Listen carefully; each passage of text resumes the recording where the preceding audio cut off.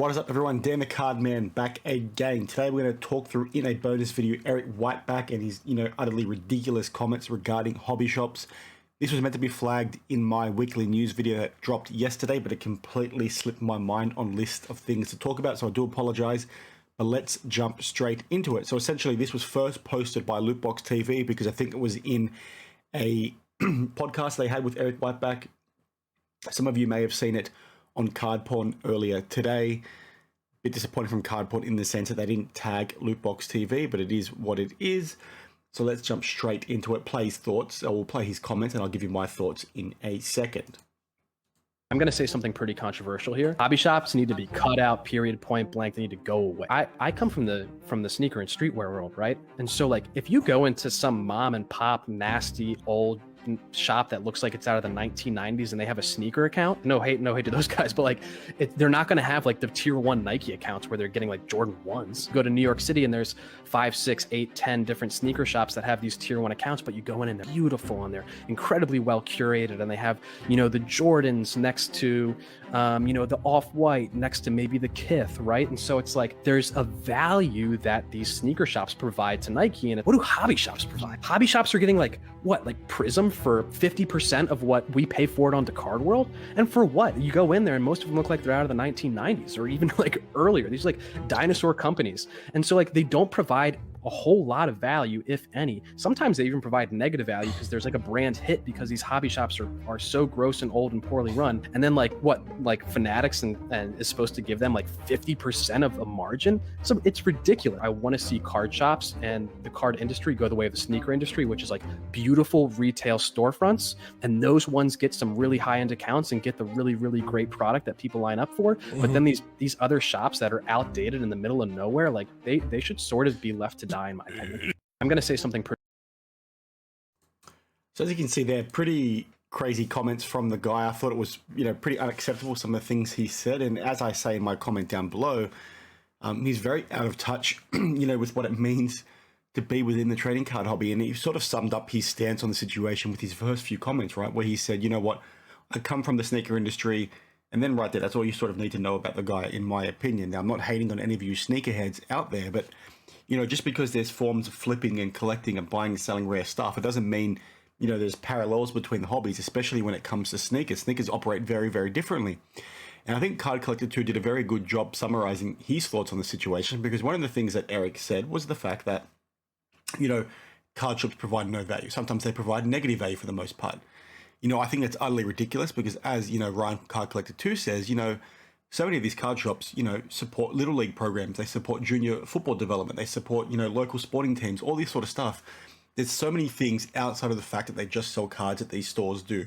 They also provide opportunities for young kids to come into store, handle product themselves, see product themselves, see other people buy boxes and hit rare cards. They're seeing all this sort of stuff. If you take that opportunity away from, young kids, or you take that opportunity from a hobby store to sort of look after their community or help, within their community, you're going to see long-term issues within the hobby. You're going to see things where, if kids don't have that opportunity to go to a local card store, if people don't have that opportunity to go to a local card store, they're not going to be interested in cards potentially long-term because it's going to be much harder for them to get their hands on product.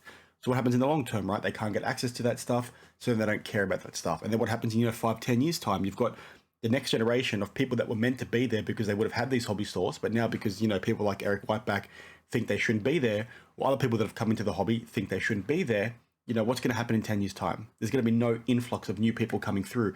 And that new money is always the thing that props up the hobby long term. You need new money coming in. Otherwise, you're going to have instances like, Matchbox cars as an example, or some of these other, hobbies from like 50, 60 years ago that isn't really around these days because nobody gives two shits about them because they sort of didn't get into the new generation, right? Sports cards have sort of had that, year on year because new players come in, so on and so forth. People have access to cards. If you take that away, what is going to happen long term? They're not going to be there. This guy's a bit of an idiot, in my opinion. He said some good stuff in the past, which I've talked about on the channel, but this has got to be one of the dumbest things I've literally ever heard.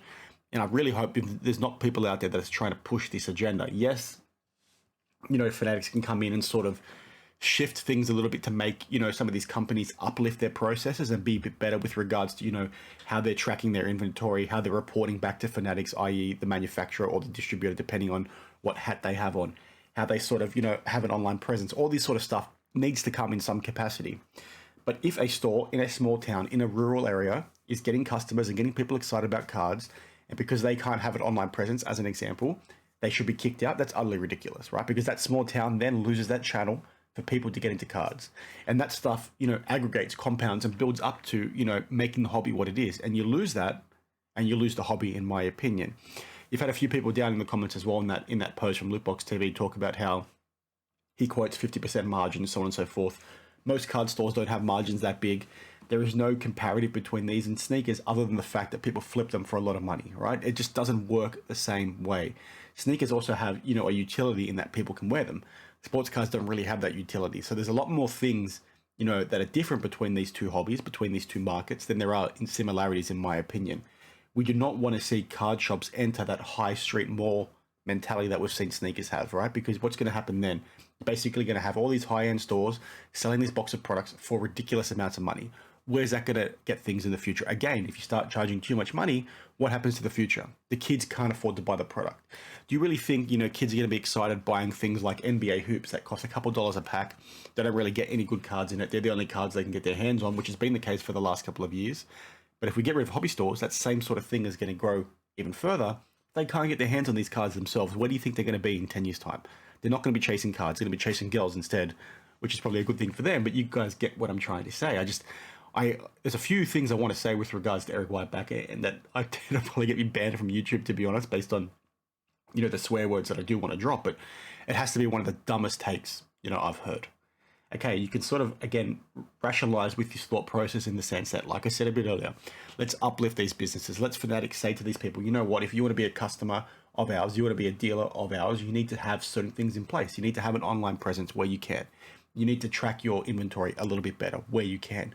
All this sort of stuff. But if you sort of shut the gate and you close the door to so many of these hobby stores, good fucking luck keeping the hobby where it is right now in the future.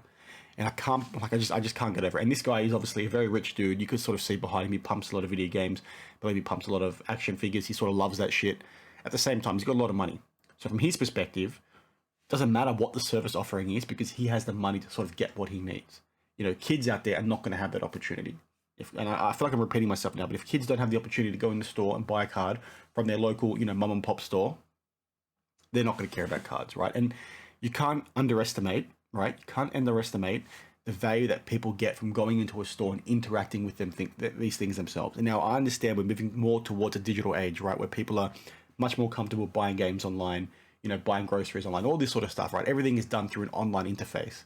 But just don't want you to underestimate the value that people get from going into a store to a guy that, they've been going to since they were a kid, and he still has that store, and he gives them good deals, and he gives them free packs every now and then, and they have events, and they support little league programs around the country or around their local suburbs, as an example. Like, that is very special, and that is the backbone of this hobby. And I think, like I said, Card Collector 2 summed it up incredibly well.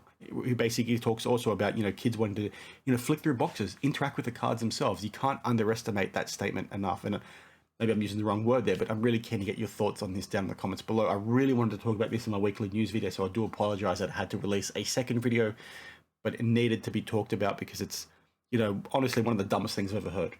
One of the dumbest things I have ever heard. Eric Whiteback says a few good things every now and then.